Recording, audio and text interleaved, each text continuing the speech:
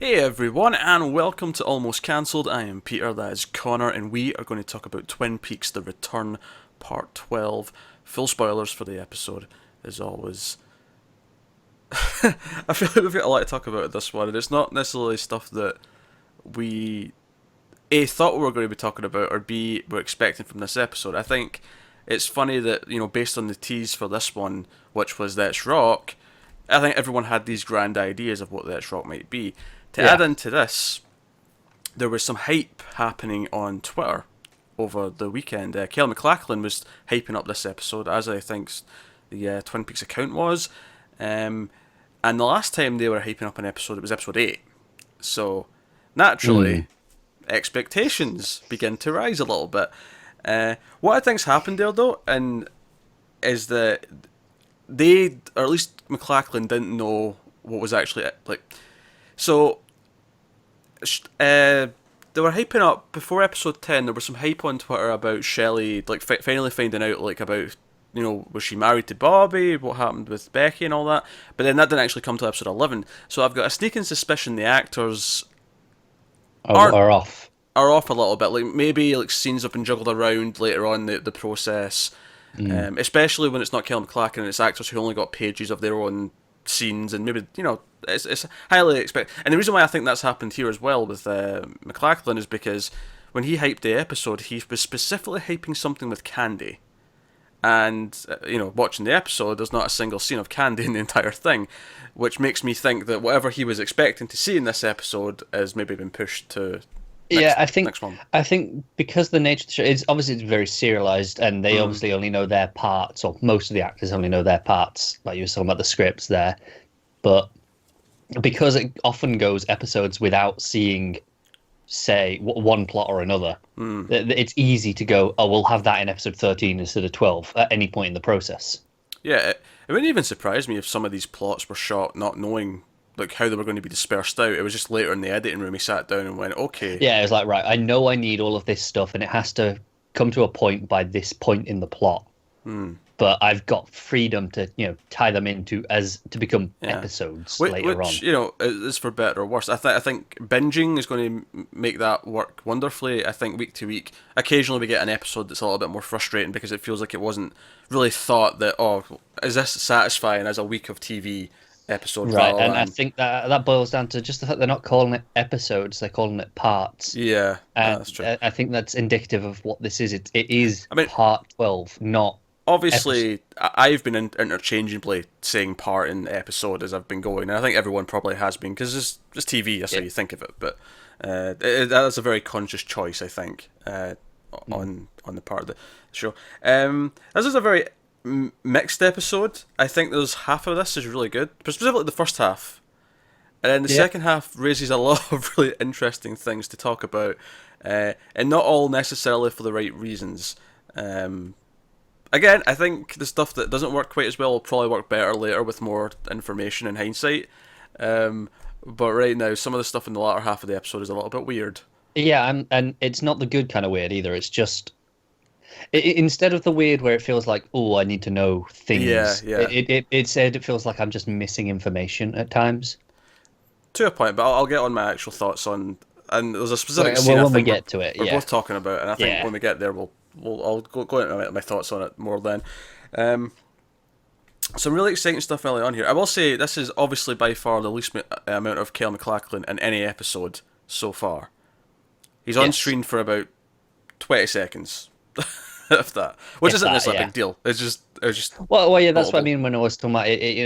It can juggle plots around, and Yeah. okay, we won't have that in this one. We'll have it in the next one, and because obviously that will have all been filmed at whatever point, and it's lined up sequentially in its own story.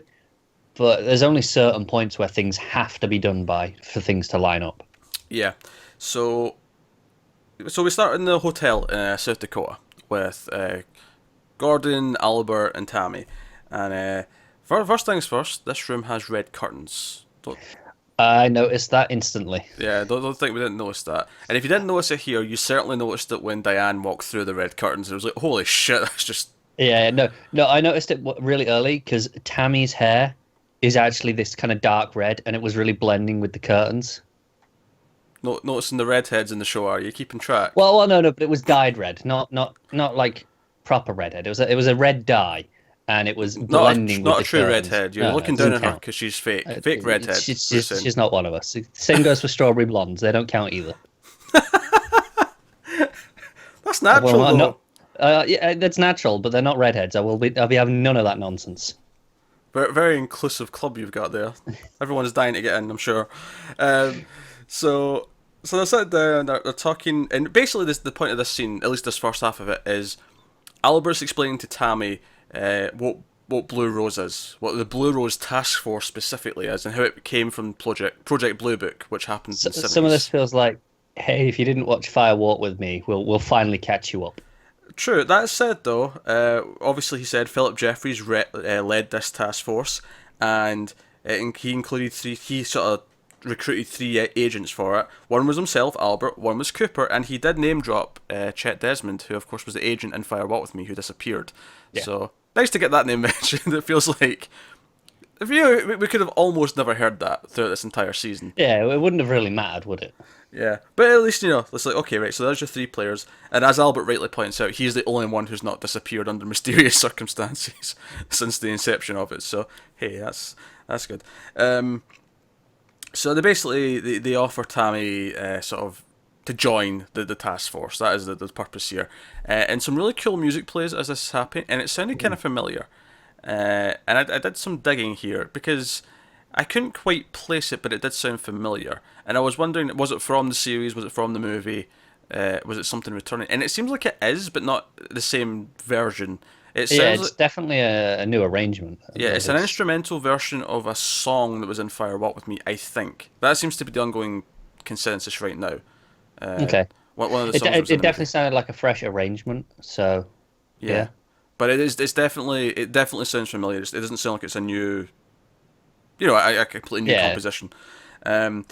So, and she accepts, obviously, that they have their wedding. Diane steps through the red curtain, of course, very, In her red top. and a red top. I did note down the red top. I thought it was actually really notable, just to skip ahead in a little bit, when we see Diane later, where she's not wearing a red top. So I think it's really notable that you would go, right, pay attention to her in this scene specifically, because there's where she's wearing the red. Is that maybe indicating that when she's wearing the red, she is being her true self, and when she's not wearing the red, she is putting on an act of some kind? Could be. That would be interesting, because... Given the later scene is when she's texting Doppelkoop, and this scene is when Right. she's with the main group, and she's... Right, yeah, and when she's texting later on, she's wearing green. Yeah. It could be any colour, but yeah, it's not Yeah, red. yeah, That's the but point. it was just very clear. Like it was couldn't be any further from red, really. Yeah, and basically they offer to deputise Diane for the purpose of this case. Now, of course, from their perspective, I think they're keeping her close. They want to keep an eye on her. They want to keep an eye on what she's doing, all that kind of thing. And this is where the tease for the episode came in. She said, "Let's rock." It was notable. It was after she says, "Okay, what's in this for me?" It's like, "Oh, you get paid a little bit. Also, you get the satisfaction of finding out what happened to your old friend Cooper." And that's when she sort of that, Yeah. in a very Diane way. That's rock. So. So that was the opening scene. Interesting stuff. I like the music coming in. Certainly, I like the just the confirmation of Blue Rose being a thing, where it came from. The Yeah, fact I that- enjoyed it a lot. I don't think there was much new information, but I think it was interestingly done. not a whole lot of new information, but it put a lot of things in stone. And I think if that track is from Fire Walk with Me, it's very interesting that specifically plays as we're getting a new agent in the team. Because certainly, I mean, obviously we got a lot of Albert and Gordon popping up in the original show, but certainly the movie had more of a sense of, okay, we're following the agents going out to a thing. That was more Yeah, of the that movie's was focused on the wider world rather Yeah. than just Cooper, which everything in Twin Peaks before was. Yeah, and obviously this series feels a lot like that, where there's a lot of different, there's Yeah. Vegas, there's them in South Dakota, there's all these things going on. So then we cut to a quick scene of Jerry back in the forest, or actually he's running out of the forest specifically. He's got out of the trees and he's stumbling over himself and falling down in the grass, but he seems to be out of the woods. And I'm phrasing it Or like is he? that. I'm phrasing it very specifically like that. Does that mean that someone else is out of the woods? I don't know. Or at least close to finding civilization because he's out of the woods. Here's hoping. Is Cooper close? Is what I'm saying. Going with a previous series. I always forget that someone might have clicked on this, and this may be their first ever video from us about Twin Peaks. So just the running theory from us right now is that Jerry is somehow, well, seemingly high, a conduit for what Cooper's feeling. Like the real Cooper, where he feels lost, and like there's been things, there's been hints where he's talking about a car, and Doug A. Cooper's had issues with the car, and there's been all these things that have kind of lined up, and we have this theory going that he's somehow feeling some of his feelings, and it's all a metaphor for what Cooper's going through. That's the running thing from us right now. But so then we cut to the supermarket where Sarah Palmer, who we've not really seen since I think the end of the second episode when we've seen her in the house. No, I don't think we have. And she's here. She's buying lots of booze. Clearly, she's still struggling with everything she's went through in her life. The fact that her husband and daughter have been gone now for 25 years, and she's just alone. Really, really depressing. Interestingly, I can confirm this scene does have music from Fire Walk With Me in it. Interesting. This is the music in this scene. It's from Fire Walk With Me, and possibly also when she's answering the door later on. But definitely this scene. But she goes to the counter and she becomes obsessed because there's now a second type of jerky. There's the beef jerky, but there's a new turkey jerky. And I'm thinking doppelgangers, I'm thinking, something's just not quite right. Yeah, and obviously she's lived in a house where, at least one person changed, and she noticed maybe the changes, and she was maybe putting them down and trying to ignore them and all that kind of thing. So that's very much a thing. So she's worrying about the jerky. The teenagers who are behind the counter are freaking out. Yeah, because to be fair, she's getting pretty agitated, and she starts getting. I've actually written down what she said here because I thought maybe there's some interesting stuff in here we can glean from what she said. When you, where you hear when they first came. Your room seems different, and men are coming. Yeah, it was the men are coming bit that I found interesting. Because obviously we know Sarah Palmer can see things. We've had that in the past. Yeah. So I think disregarding things that she says would be foolish. Oh yeah, absolutely. So there seemed to be more because what she was saying didn't coincide with what was going on. No, it didn't. So certainly it feels like there's more to what she's saying here. And she said men are coming. I was instantly thinking of Woodsman. Yeah. My mind jumped straight to that. Your room seems different. Is she talking about the lodge? Is she talking about Laura's room? Is she talking about the Woodsman's house that we saw in the last episode? I don't know what room she's talking about, but certainly seems we're talking about something like that. Yeah. And then she says, "I'm trying to tell you that things happen. Something's happened to me. I don't feel good." And she talks to herself and says, "Sarah, stop doing this.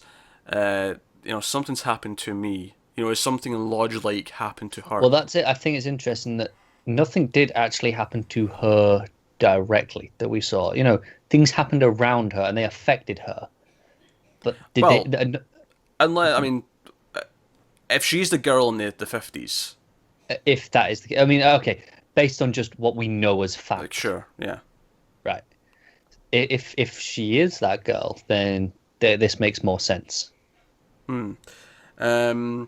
So she freaks out and she leaves, and the teens are kind of like. I actually really like the girl's reaction where she's just like, "What?" At the end, it was a genuine sort of thing, and then the guy's like, "I know where she lives. I can deliver them, I guess." It was nice of him. Very, very, very non-committal of him. I guess. He doesn't really want to go and see her again, though, after that, does he? No, she's clearly freaking them out. So then we go to the trailer park for a quick scene with Carl and someone who lives there named Criscull. I've written down. Was that the right name? See, it's such a weird name. I'm doubting if I wrote down the right thing. I'm just reading my handwriting. It sounds roughly right. Criscull? Criscull? I think it was Criscull. So he comes out, and basically, the purpose of this scene, for the most part, seemed to be showing that Carl cares about his tenants. He cares about people. Yeah, it's just showing us, reinforcing that he's a good guy. Yeah.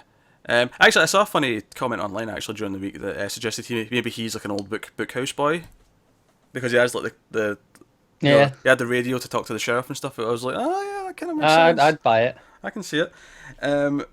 But yeah, so he's basically Crisco's been given blood so he can afford to eat. And Carol points out that he's been doing work around the around the trailer park for various people, installing like a tank or something like that, doing some lawn work. And he's like, "Did you get paid for any of this?" And he's like, "No." It's like, so he hands him like $50 and says, "Don't pay your rent this month." So obviously, like, how many landlords offer Right. That's it. He's that? going, look, So I can't just do this for nothing because you wouldn't accept it as charity. But if you go, hey, you've been doing these jobs and accept it as payment, it kind of makes Driscoll feel better about it. yeah, I think that's the way to look that he's looking at. He's going, even though I'm sure he would just offer it as charity immediately. Go, look, if you're that badly in need, I'll help you out because that's clearly this is showing the kind of man that he is. But he presents it in a way that Driscoll still has some pride. yeah. I'm also wondering because the whole thing's about giving blood, and he says you've given too much. And I Yeah. understand they need blood, but you've given too much, and I'm wondering if that's maybe talking about. Maybe this is a stretch, but I'm just thinking like Cooper. Like Cooper's given so much. Like Yeah. he's given up 25 years of his life because he was trying to like solve everything. Like, is there something to read in here where it's like a metaphor for what Cooper's done and what he's given up and the life he's given that maybe he does deserve at the end of this show to actually get the rest of his life back and live. Yeah. No, So, it plays nicely. speaking of Cooper, we do cut to him for his one short scene. Him and Sonny Jim go out to the yard to play a little catch. Sonny Jim throws the ball at him, and it just Smacks him hits in the him. head. Oh, it's not his head; it's his shoulder. Oh, sorry. Um, It's because his head moves back when it hits him. yeah, and then he just sort of looks around and he's sort of confused. Um, I don't have a metaphor for this scene. I really wanted one. I couldn't quite get to it. It's still just he's literally just being hit by things and stood there taking it as much as I can get. Like things just keep coming at him and keep hitting him, but he's not falling down. He's just literally just standing there taking the hits. What I do want to point out about this scene, though, is that it's the first scene in the episode where what I believe this episode's theme is fatherhood appears. It's this is a father who's it's not really his father, but he's got out and playing catch anyway. There's like It kind of feels like saying he's absent even though he's there, yes, which I think is an ongoing theme as well. In Yes. some respects. So then we cut to we actually cut to some shots of the trees and stuff at Twin Peaks. Laura's theme plays, and here it's actually quite a nice lead-in because it goes to the house. It goes to the Palmer house, and it's Hawk coming to check up on Sarah. My favourite part of all this, though, the ceiling fan. Yeah, that was fantastic. Especially since, I mean, that popped up a lot in the original series. It popped up, they had that great moment in Fire Walk with Me, when Laura was Yeah. freaking out up at the fan. Certainly that fan has been very symbolic throughout this show. Seeing it again felt like a big deal. This is nice to see that. I mean, I think we've got an establishing shot of the house back when we first saw Sarah, but I feel like here, it was like, oh, I actually have time to take it in and recognise that it's the same little stairway going up to the Yeah, house. And all that. the fan shot is so great because it's the shadows of the blades don't line up, and it's like this. It creates this great visual effect. I think. Yeah, no, it's proper good. And obviously, as he's talking to her, he hears a noise. And he's like, oh, is there someone else there? And she's like, no, it's just someone in the kitchen. And I immediately feel like, oh, I feel like she's lying about something. There's something going on in there. She's too agitated still. Something shifty. And I'm like, has she been doppelganged? Like, Yeah, is it- she's proper like keeping him at the door as well. Like he's always like, do you want me to come in and take a look? And Nah, she's just like, no, you're staying there. yeah, she's making sure. And I just think there's I was just kind of joking when I was thinking of this, but I was like, oh, I bet that guy did go to deliver the goods, and she's got him like tied up and bleeding in the kitchen, and like she's murdering him. She's went proper crazy. Oh, if that's where it's gone. It'll be a proper depressing ending for her after all everything that's happened to her. It would. But no, so no, really, listen, I thought she did a great job. Actually, all her facial expressions were really like they were proper telling this story you couldn't quite decipher yet. Whereas like, okay, there's more going on here, and she's like giving you all these reactions that aren't quite right, and it was really working for me. It was really good. But yeah, so that was basically it. She basically just tells, no, I'm fine, and he offers like, if you need anything, call, like anything at all. And she just sort of, yeah, oh, thanks, Hawk, and shuts the door on him. But that ceiling fan means something. I'm saying it. I'm sure it does. We briefly cut to the hospital. to show that Miriam is in life support. That's basically the whole thing. And then we cut to Diane in the bar, not wearing red, as pointed out earlier, and she gets a text, Las Vegas, question mark. And then she responds, they haven't asked yet. Yeah. That's all it is. But that says a lot. It does. And obviously this comes up later. And just to reference their conversation, when Gordon and Albert mentioned this text, and they say, what do we know that we haven't asked? Well, I think before we even get to what they know and haven't asked, I think clearly Doppelkoop's expecting them to eventually get to Vegas and find out about Cooper in some capacity. Diane seems to also know something about Vegas because she... I mean, at the very least... I mean, even if she doesn't know anything, at the very least, him asking about Vegas says to her there's something going on in Vegas that they've not asked about yet. Right, it means she knows that there's something there. Even if she doesn't know what. She knows there's something to do with Vegas happening. So... I don't know. And again, if we stick to this, if we go with that idea that when she's not wearing red, she's not really being her.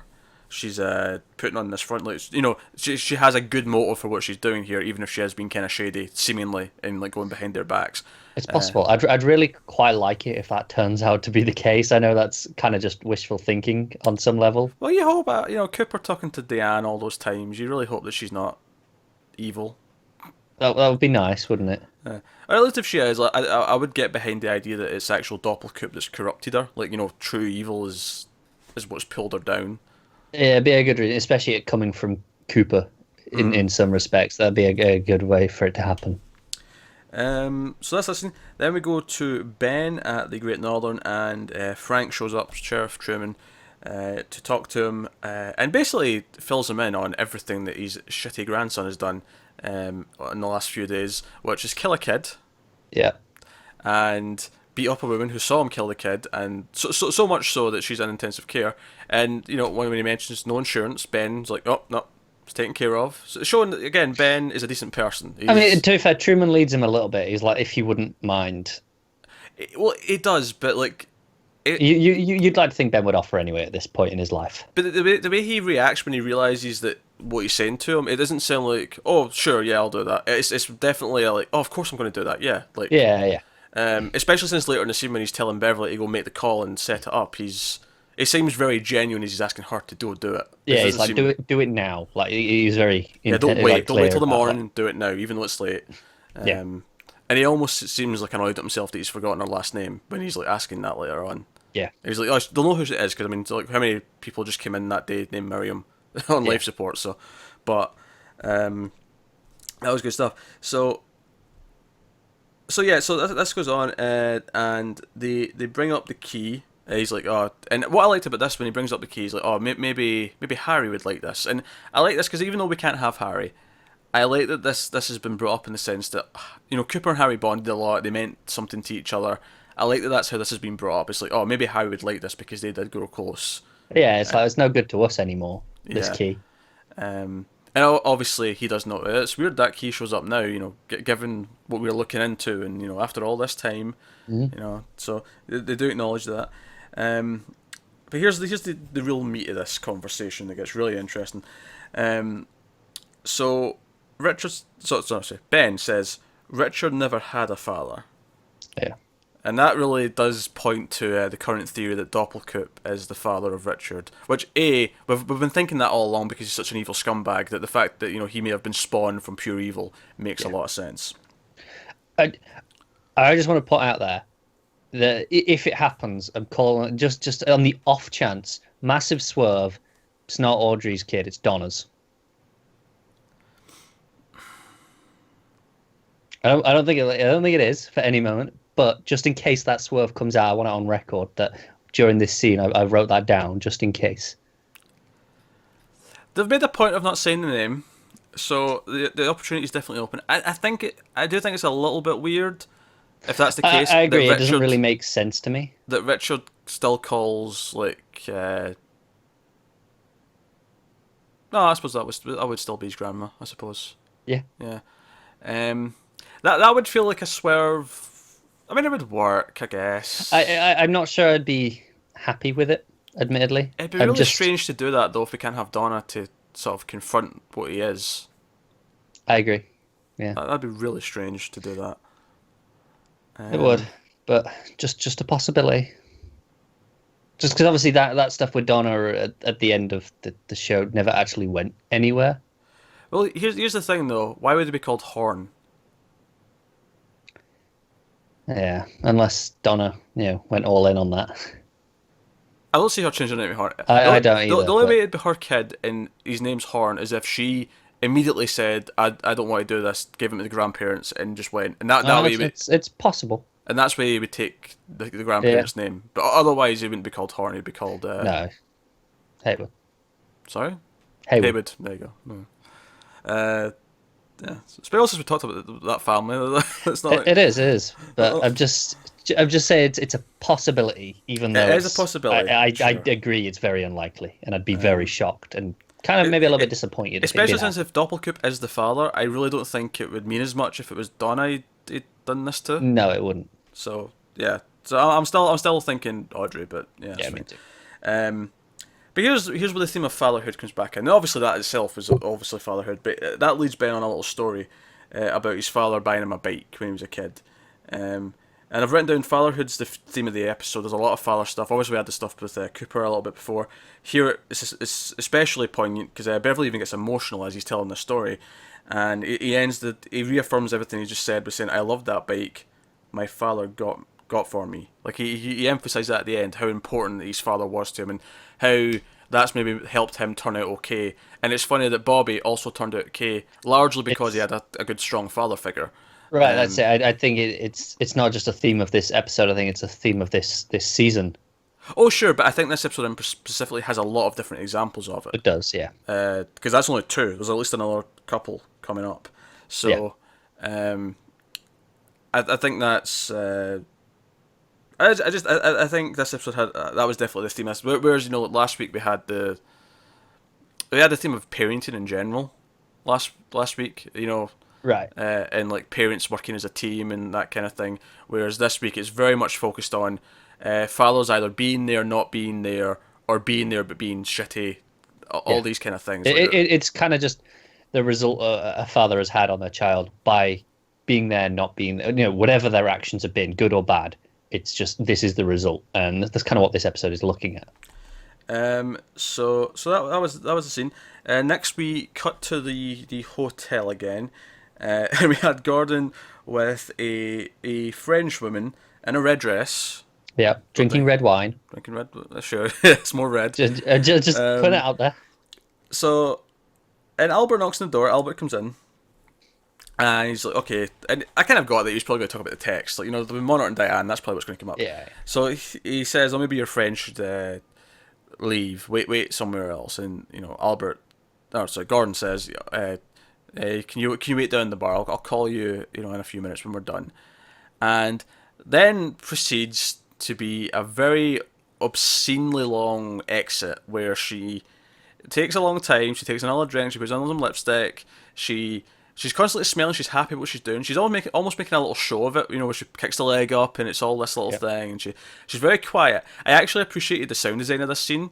There was this you could constantly hear the breathing of what was going on, but it was very quiet otherwise, and it felt very realistic. Yeah, the rustling of her moving around. Yeah, like everything felt very because everyone was waiting for her to leave. You could hear every little noise. You were paying attention to it. Everything was exaggerated, wasn't it? And she does a couple of things. I do want to point out actually, back when Gordon was chatting up Shelley back in the show, he had a line along something. I might be paraphrasing slightly, but it was something like, "Oh, a girl like that makes you want to learn to speak French." So I thought that was an interesting little callback to that. That he's with a French woman, but she's taking a long time. She's going over to the door. She's doing these little poses every so often, and Albert, like you can just see the frustration on his face. Death stare he gives is amazing as it's going on, and he's just like, "Would this bitch just leave, please? I've got business to get to." And Gordon's of course going along with it. He's very happy the whole time. She says something a little bit after she drinks the wine. He's like, "It's a good one." Like he's going along with the whole thing. I thought this was a very meta scene. This was a commentary on the audience. Albert being the audience and getting impatient. The women being this season of the show, and Lynch essentially being himself. Yeah, it was kind of like, look, we're putting a show on it, but eventually things are gonna get to where you want them to. Just wait it out. Yeah, because it was like, yeah, some people would want or just to get to the door, just have the things happen that are going to happen. But it's not. But, There's a show to it. There's a drawing out. There's a little song and yeah, dance and that you've goes along got with it. Lynch literally just stood there enjoying it. Yeah, he's just happy. He's like, oh, this is great. I'm enjoying this. Yeah, yeah, exactly. So, that was the scene. That was the I scene. think it's very telling that even back when they were filming, he was very aware of how people were going to react. Oh, he knew what he was doing. He Yeah, is playing the that's audience it. like a fiddle. Right, exactly. He knows people are going to be frustrated. He knows people want things. They want answers. They want events to happen. And he's like, "Look, I know that, but just shut up and enjoy." So the scene obviously goes on when she leaves, and we find out about text that eventually. But before we get to that, Gordon explains who that was, kind of, not really, but he gives some information that doesn't really make a lot of sense. And again, comparing things in this to Firewalk with Me, this was a very reminiscent. If you remember near the start of Firewalk with Me, when he introduces the woman with the blue rose, and it's all code for what the case is. That this little story reminded me a lot of that, and I don't know if she actually is meaning something like that, but that's how it came off, like the way he said it. She's visiting a friend of her mother, whose daughter has gone missing. Her mother owns a turnip farm.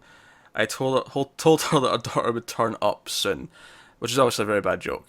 And maybe that's the whole thing. It was just leading to a bad joke. There was no meaning in it. But you start hearing it, and it sounds like that thing from Firewalk with Me, and that was specifically designed to give information in that movie. That was the whole point. It was a hidden message. So you're looking for the hidden message, and it's just a bad joke. So I get it. It's just funny. Subverting the expectations again, isn't it? Yeah, Albert's not very amused though to the whole thing. Again, Albert's very much the audience. Albert's being Albert. Yeah, they explain the Diane text, and they're like, okay, what could we ask that we've not asked? That leads to Las Vegas. So hopefully we'll get some explanation of that in the next episode. I just want to point at the end of this scene, which I liked a lot, is Albert says, "What kind is it?"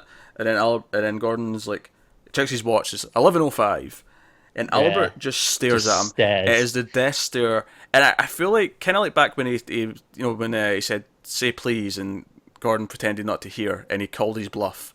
I feel like that stare is like, I know you put this on extra, like Albert's like, I know you heard me, and he's just waiting there to see if Gordon's like, all right, okay, I'll tell you. And Gordon just puts his hand on the shoulder and says, "You know, Albert, sometimes I really worry about you." As if he's the one who's acting weird. It was just a really good comedy. This scene definitely had some good comedy throughout. Sarah Palmer brought the weirdness. Albert and the team brought the comedy. And that was good stuff. Nice little bit of Hawk and whatnot. But I want to point out, actually, Hawk's scene with Sarah was quite touching as well, from his side of it. Like, the fact that he genuinely cared. It felt like, the old-timers do care about each other. And you felt that during that scene. That's why. Do you know, I forgot to mention, when he was walking up to the door from behind, I noticed that from behind, he kind of looks like Bob. Now with the grey hair. Yeah. Just the image of him walking up to the door like that, it immediately just reminded me of it. Yeah, obviously not in the original show because he had the black hair, but yeah. Right. But I'm just looking at it going, oh, it just looks like Bob walking up to the door. I thought it was great. So next scene we had a little bit of Chantel and Hutch, which is the Tim Roth and Jennifer Jason Leigh characters. That Doppelkoop has sent on this assassination mission to kill the warden from the prison, which they do. There's a little bit of bickering about how Tim Roth wants to we should kidnap him and torture him for a little bit. It's like, nah, I'm hungry. Let's go to Wendy's. I want food. Oh, I want a burger. Yeah. But again, fatherhood. As he dies, his son comes running out the house, and it's like, this is a father that's just been taken away, and the effect that might have in him now. Yeah, because that son has to grow up without that father. Yeah, so again, he really hammering home that theme in this episode. But that was pretty much it. I do want to point out here, though, because we don't get any Doppelkoop in this episode. I mean, I didn't get any of them in the last episode either. And I'm actually not... I'm not pissed at that. I actually think it's really smart at this point to leave him off camera for a while. Because he's the villain, he's the creepy bad guy. Yeah, it makes you wonder, right, what's he doing? Because I assume when we catch up with him, it's not going to be directly after we last saw him. He's going to have moved ahead. His plans are going to have been moving. And we're going to catch up with where he is now. Well, I've actually got a theory on that later on. Okay. Because I was just thinking, it's like, it kind of leaves you going, what's he up to? We're not seeing him, and it's effective because I'm like, you in the back of your head, you're going, what's he planning? What's Yeah, his next move? I think it works not seeing him. I think obviously this reminds us that he's out there, and it reminds us that they had a job, and we know they're going to Vegas next. That was their next plan, so maybe we'll see that come to a head next episode. And then unfortunately we cut to Jacoby for another session of Doctor Amp, and this once again. I mean, the last one even had the good little joke about the shovel, and Nadine had the shovel in the window, and that was funny. Yeah. This, on the other hand, felt like it offered little to nothing new. The only thing I've noted down is that some of he's talking about politicians. Some of that felt very relevant, like it was very specific. Yeah. I mean, it's arguably that what he said is always relevant, but just right now it feels extra specific. But otherwise, it felt like a very similar, the same things. Nadine at one point said, I didn't even write anything down for this scene because I was like, That's fair. I don't need it. I just put Jacoby scene. You know, it happened, but it didn't need anything other than that. Yeah, I don't think we did a third one of these. Especially not so soon after the last one. Yeah, especially since we thought the second one was too long. It had a couple of good little moments, but otherwise it was too long and it felt very redundant. This one especially feels redundant to me. Same. Especially because it shows the commercial. It's the same commercial again. Right. I just don't understand why we're seeing so. It feels like this must be important somehow because we're seeing it so much. I think Nadine's, with her super strength, is going to use a gold shovel to save the world. That's my current thinking. If this ends with Nadine her super strength using a gold shovel to smack Doppelkoop in the face, I will take back everything I've said about this plotline being bad. I agree. I agree. So then, I was not prepared for the next cut. It cut to the next scene, and there was a moment of like, nah, it can't be. This is one of those few times where there was instant recognition for me. Yeah.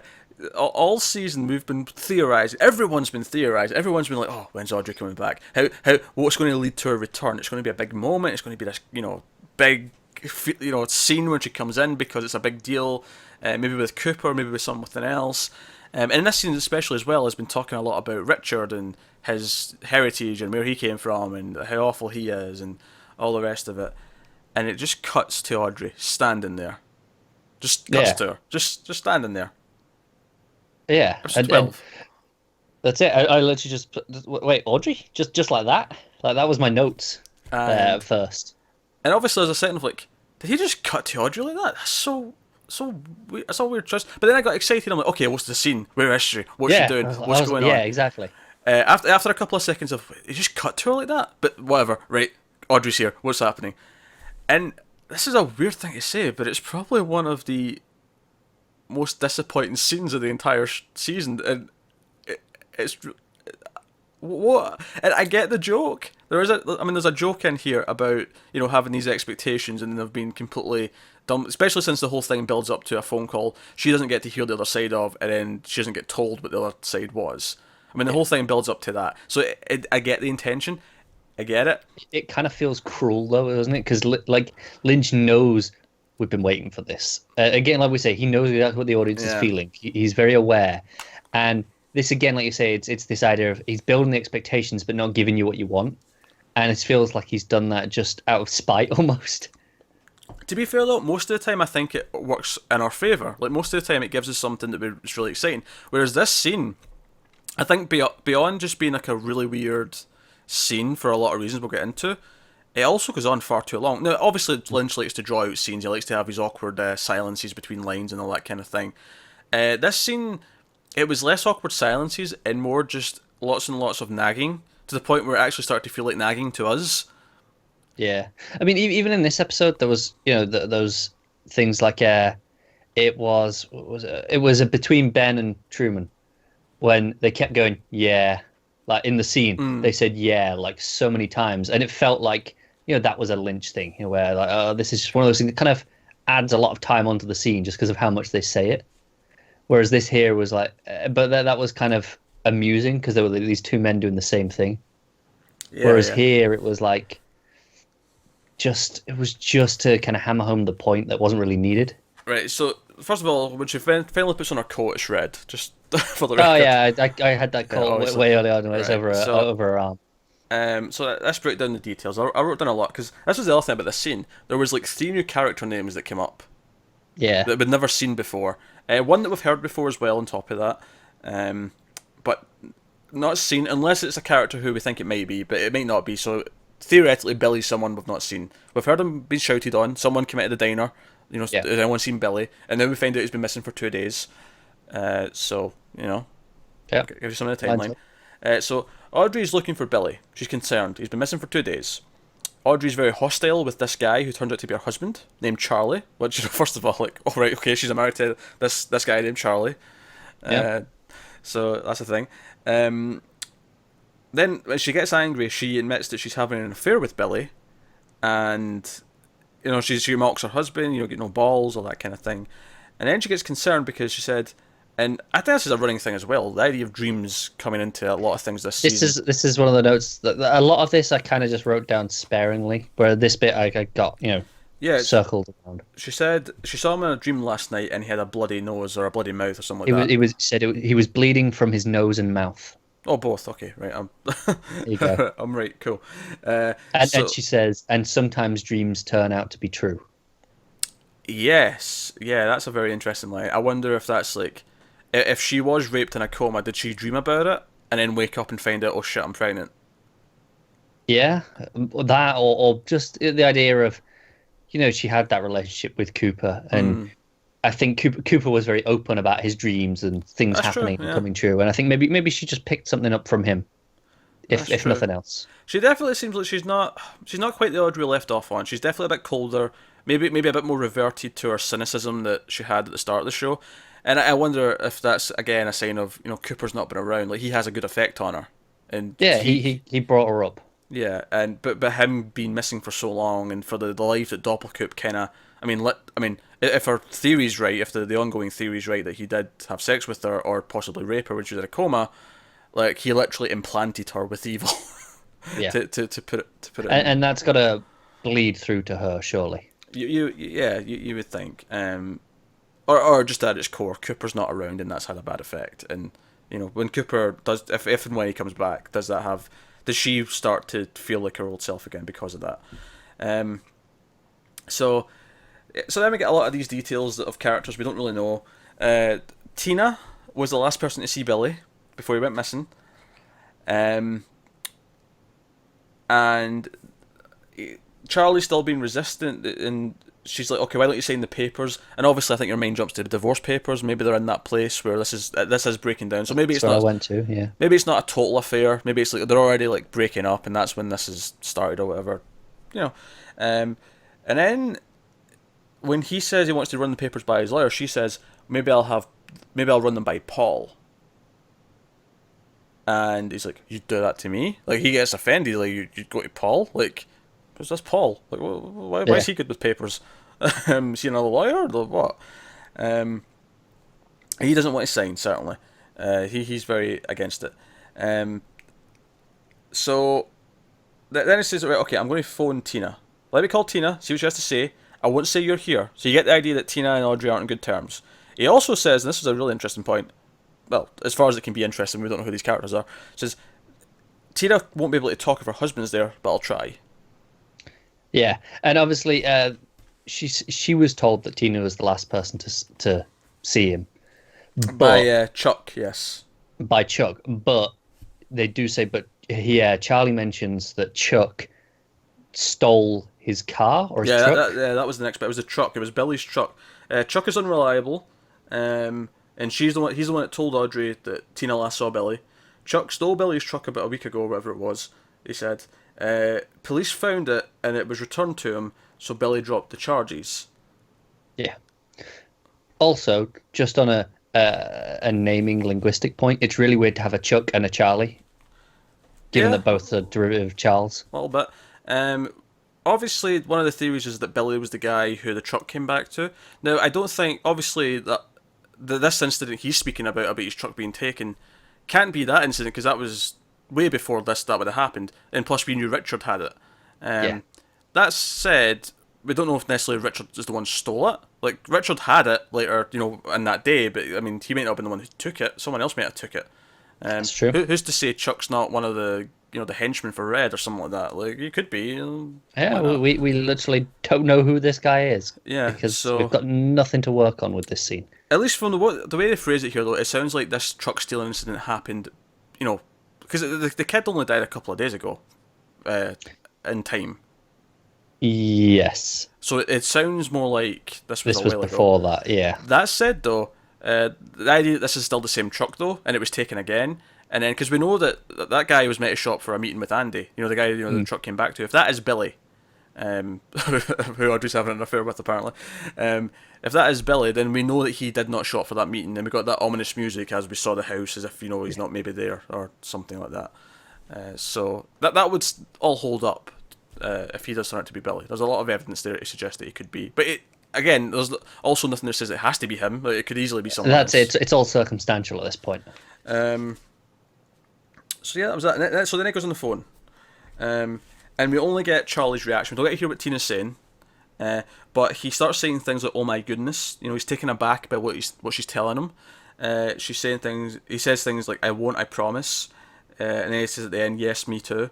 And obviously, "I won't, I promise," you assume is him promising not to tell Audrey what he's just heard. I will say my favourite thing about this scene was during this, just watching Audrey's reactions. Every time he said a line and it cut to her and you just watched her face change. Oh, it was like, see when he apologised for phoning so late, it's like, oh, why are you being so nice to that bitch? Don't. Yeah. That was the reaction on her face. It was. And then when it was like, oh, interesting, and she was like, oh, what is it?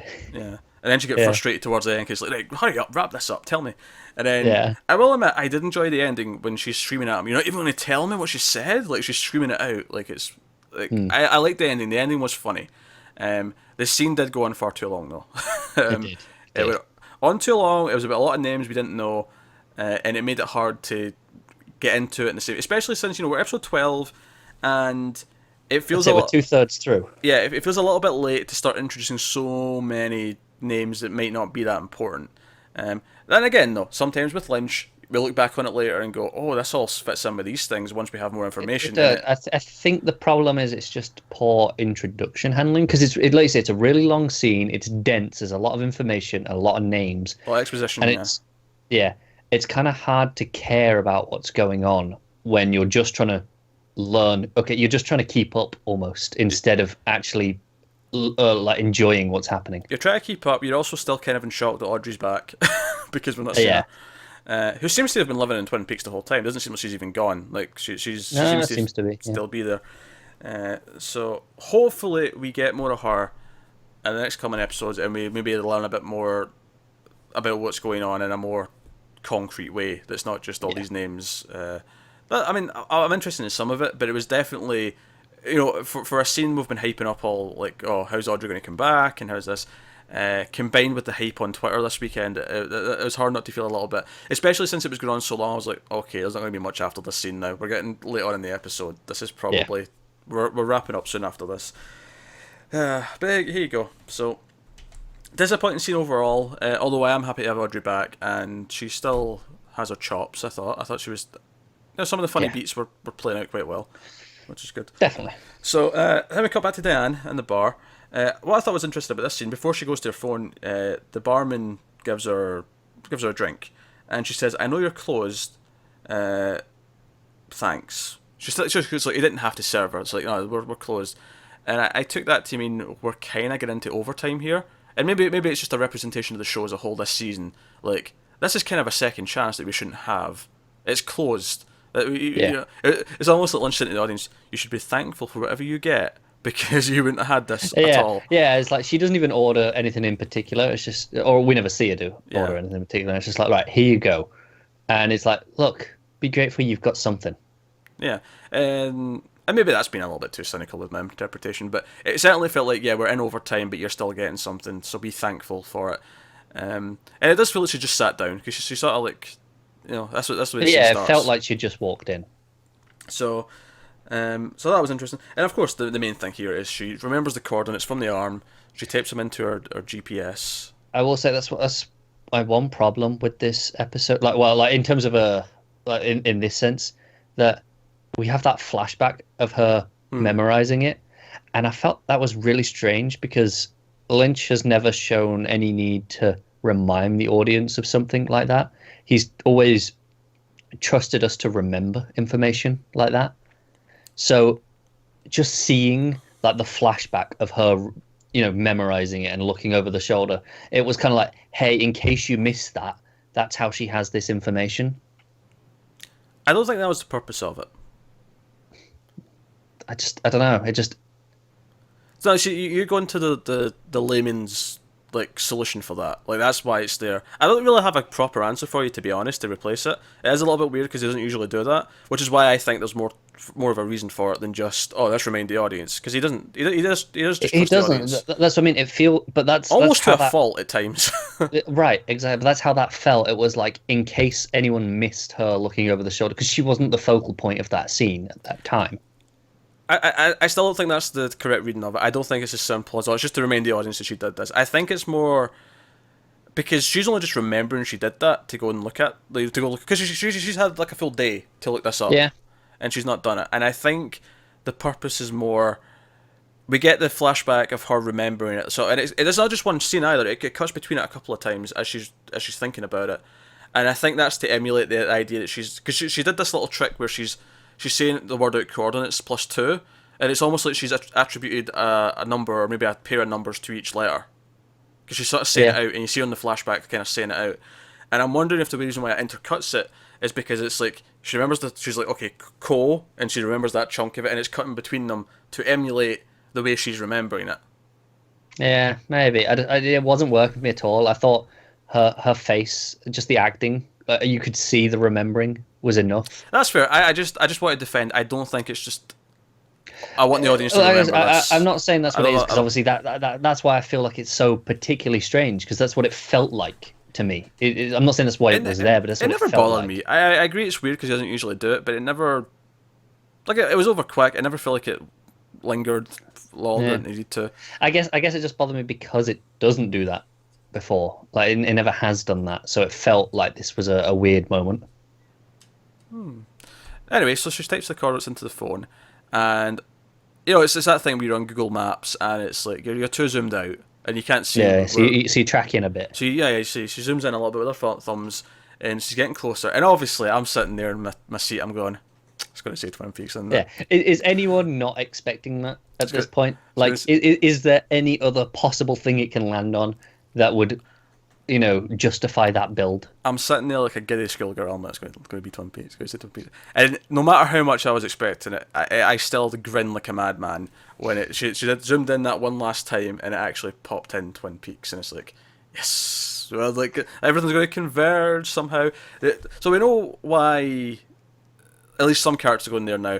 It's just a case of, okay, how does actual Cooper end up going there? Like, does he remember first and then go, or does someone take him there? Do the FBI find him and take him there? All that kind of thing. But it does definitely feel like if this is the end of Act 2 of this 18-hour movie, it definitely feels like, okay, that's a key point here where we know that Twin Peaks is the ultimate. I mean, we could have guessed that at the start of the show, sure, but this is the show confirming. No. Everything is going to converge in Twin Peaks. It's like, okay, Showdown's coming now. Yeah. And I do think it's interesting that immediately after that shot, it cuts to a flyover shot of the trees of Twin Peaks. And what I thought was especially interesting about it is that as it's tracking through the forest, there's some trees that are higher, and it goes through two of them, as if it's entering Twin Peaks, as if to say, "This is us getting here now," kind of thing. Yeah. I just would say it wasn't a cut to it. It was this really gorgeous fade.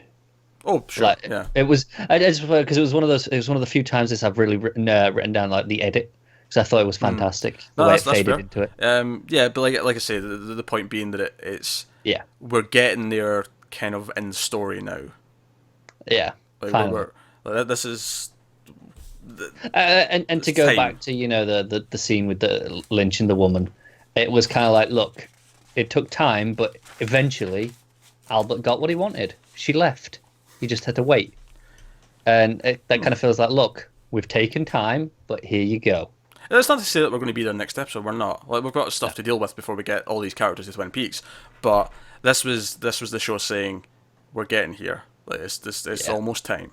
Definitely. So Then we had one final scene in the Roadhouse, and much like Richard's introduction back in like 5 or 6, whenever that was, much like the two junkies we had in the Roadhouse, we had this set of characters who we'd never really seen before, who talk about various things, and it's almost like, given that the stuff the junkies talked about never really popped up again, or at least hasn't yet. I mean, maybe we'll get these characters. I mean, the chances of me remembering the names they talked about in that episode when they do pop up.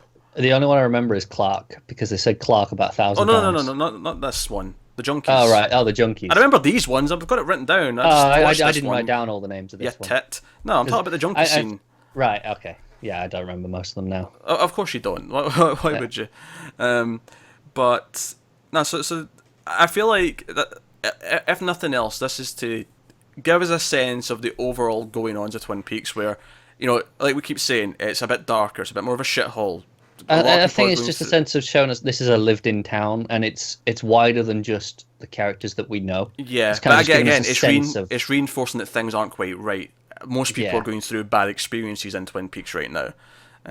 Every single time we've had characters talk about something like this, it's always, you know, in this case, it's, you know, one character is getting cheated on by someone she seems to really like. You know, this Clark guy seems to be cheating on Angela with Mary, because one of them's seen it. The characters in the scene are Abby and Natalie. Natalie's the one who has the accent, Abby's the Asian girl, and they're talking about this. They also, so eventually they start talking, actually they bring up that she's off her meds. Yeah. And then they say, oh, no wonder she's going through a rough time. She's losing her mother like that. Interesting. It could come up. I don't know.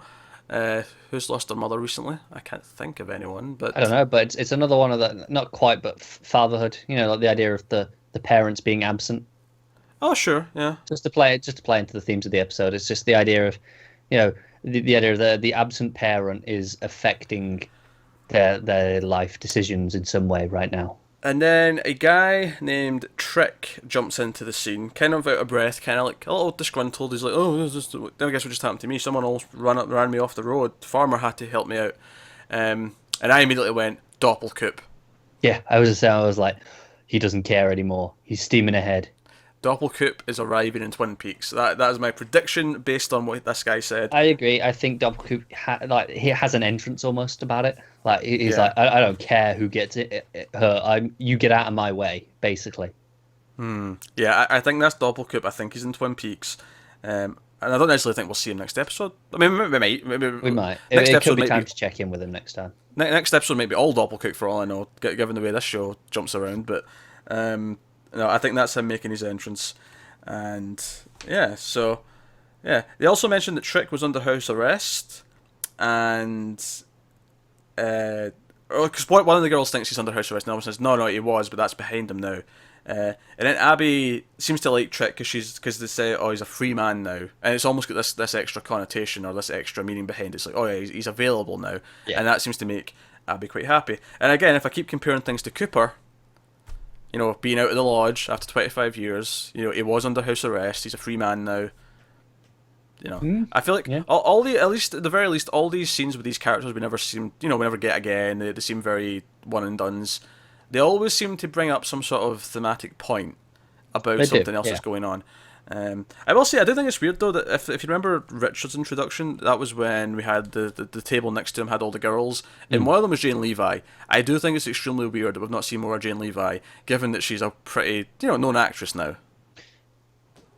Maybe that was the point. Like, it was the idea of, oh, we're expecting to see more of her because it's Jane Levi. But then again, we've not seen Big Ed at all yet. We know he's in it, so that's a good point. Still time. Where the hell is he? Didn't get Audrey till episode 12, so I guess I shouldn't be surprised. It's kind of crazy to think we're 2/3 through now, and this is... I mean, we've spoken a lot about expectations this episode, and I think at this point in the show, it's so clear this entire season is not at all what we expected.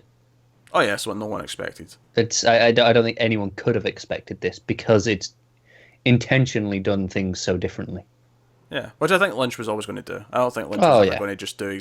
He was never going to do Twin Peaks The Force Awakens, which was, let's give you the exact same thing with some fun callbacks and, Right, go and through the motions. I don't think we expected that, No, certainly not. but I don't think anyone expected it to be. Like, I don't think anyone expected. Oh, we'd be 2/3 through and still not really have Cooper. Yeah, Like, yeah. I don't think anyone expected even when that. we were watching this, 3, 4 episodes in, we were still going. It's not going to be 2/3 till we get him. Yeah. Yeah, I think my prediction at the time was the break, because we were going to be off for a week. I thought maybe the end of the first half would be when he comes back in. Right. Now it very well could be the last double episode. It And could well be, yeah. if that's the game plan, I am okay. I'll see what he does. And That's it. It's at one point I'm inevitably a little bit disappointed because I want more. But by its nature, you want to see that. But alternatively, I trust that it's there for the story. yeah, exactly. So I am clearly I'm still pumped. This was a very weird episode. It was very half and half. The back half was definitely especially after last week, which was like arguably the second best episode of the entire season. It was I was on such a high coming off of last week's episode, and then they started hyping things on Twitter. Like, I went in with these soaring expectations, and then it ended up being probably a lower tier episode of the season. Yeah, it's not as it's definitely not as bad as one before last, which I think we agreed was the worst. Yeah. And even that though, I think in retrospect I don't think. had Yeah, I don't think it some- was bad, but I Yeah. think it was definitely the weakest individual episode. And I think it'll be interesting when we get to the end. And I also think maybe part of the reason why an episode like this feels a bit more disappointing than it should right now is because we've only got 6 hours left. Yeah. Use every minute valuably. Yeah, and then that Audrey scene where we should be going, oh my god, it's Audrey. This is great. Give us what we can get. But instead, I felt like, Wait, what? What's going on? yeah, I was like, cut this scene shorter. Even though that means less Audrey, I was like, we don't need this. Give me Audrey doing something else. If you want to say give me that. Audrey. 2 episodes time, it might be like, oh no, that scene was absolutely essential. Everything that was in it, we That's needed it, to isn't know. it? I can't say for certainty, but that's how I felt watching it. But yeah, certainly on face value, on our first viewing, that Audrey scene was a little bit disappointing. I'll say that. So, but hey ho, hopefully next week we will be back with another heavy hitter in terms of Twin Peaks episodes. But that is us once again. So thank you very much for watching, guys. Let us know what you thought of the episode of Twin Peaks in the comments below. Like, subscribe, all that stuff. Get us on Twitter at mild_fuzz for channel updates. You can support the channel if you go over to patreon.com/mildfuzztv if you want to help out and get more of everything we do here and all that kind of thing. You can do that over there. But otherwise, guys, that is us. Thank you very much once again for watching. Keep watching TV. Have you got any vanilla?